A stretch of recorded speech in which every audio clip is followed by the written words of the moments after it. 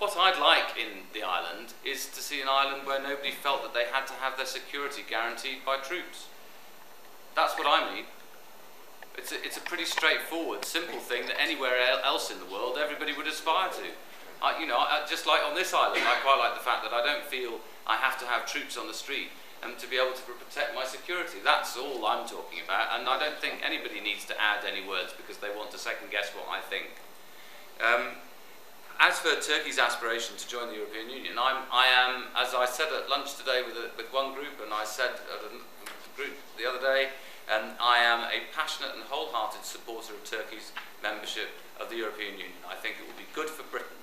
I think that it will be good for Britain on many different levels because of the energy security that it brings to the European Union by providing different routes, because of the issues of dealing with crime and in particular heroin coming through from Afghanistan, because it would be good to have a secular Islamic state within the European Union.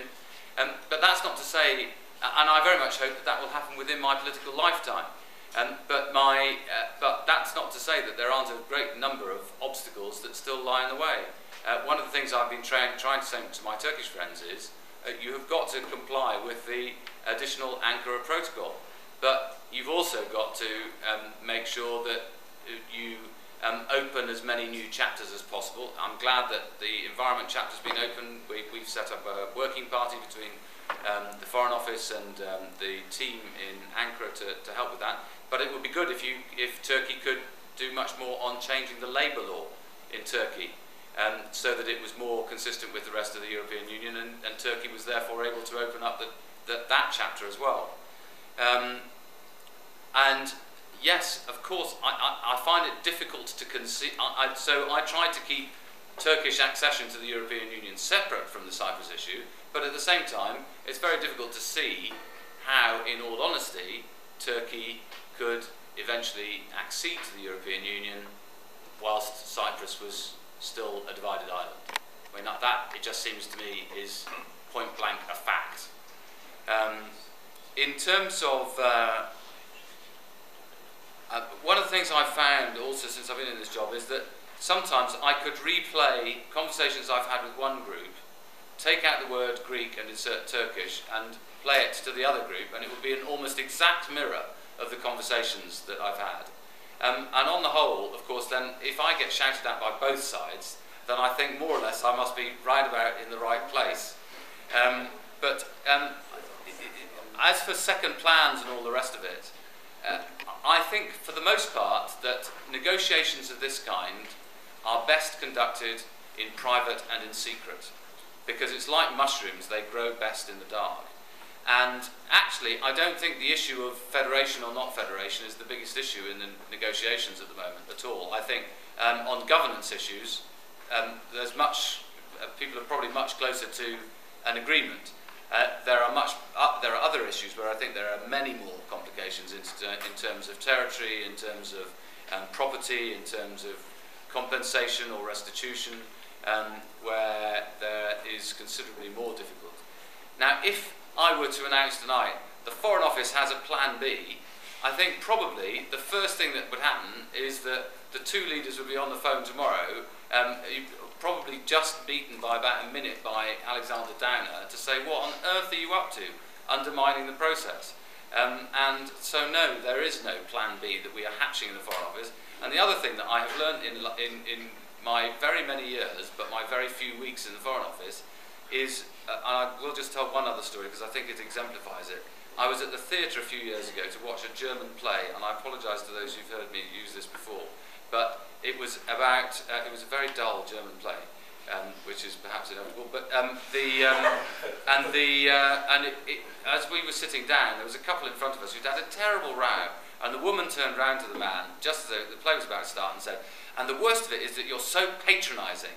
And he kissed her on the forehead and said, it's patronising, dear. Now, I think the worst thing that Britain could do in relation to Cyprus is patronise with some special little plan of its own that it's come up with as a plan B.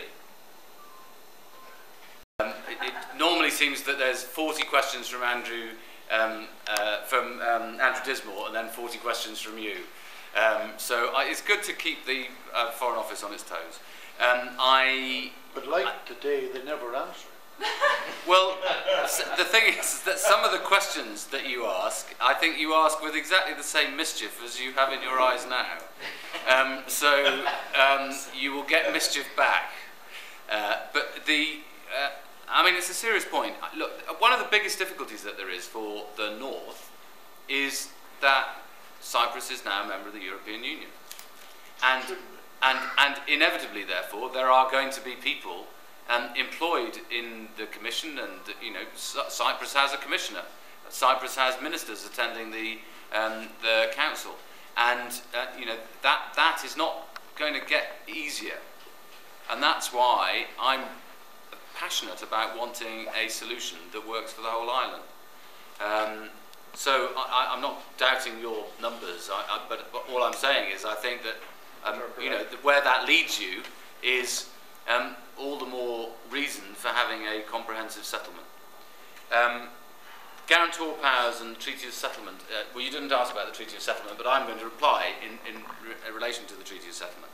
Look, I've heard all sorts of different versions of what a new guarantor power might look like. There are those who say it should be the European Union. There are those who say it should be the United Nations. There are those who should say it should be the three, as it still is.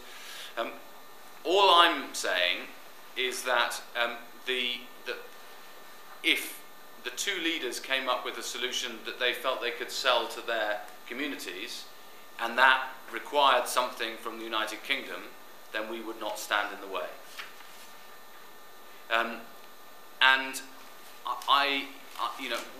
It's certainly true that we would like to be able to keep our sovereign bases there.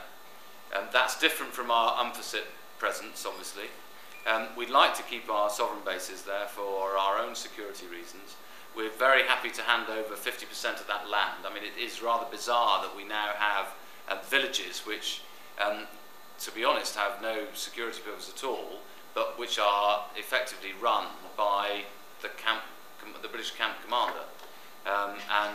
That is something that we would like to see rectified, and that's why we said that we would hand that territory over if there's a settlement.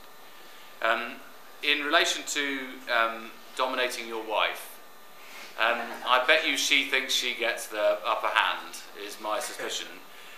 But in terms of the forces, all I'm trying to say is a very simple thing, which is that I would prefer to live in a land myself where I didn't have to rely on anybody else, on troops or arms or anything, and I would prefer us to get to a situation for Cyprus where that is also true.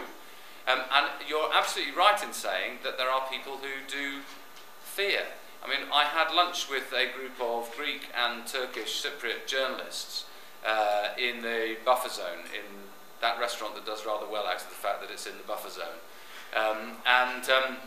And both sides, these were young people. These were not people who'd lived through, problems in the 60s and 70s. These were young people. They were all saying, from either side, I couldn't possibly live there without Turkish troops, or without UNFICIT, or without the militarised presence and the buffer zone, because I would be frightened that I would be killed in my bed.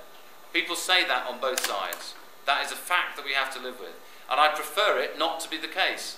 So that's all I'm trying to refer to, and you can try and put extra words in my sentences. Or try and interpret them in relation to what my Turkish counterpart said or whatever, but I hope I've made it very clear what my aspiration is.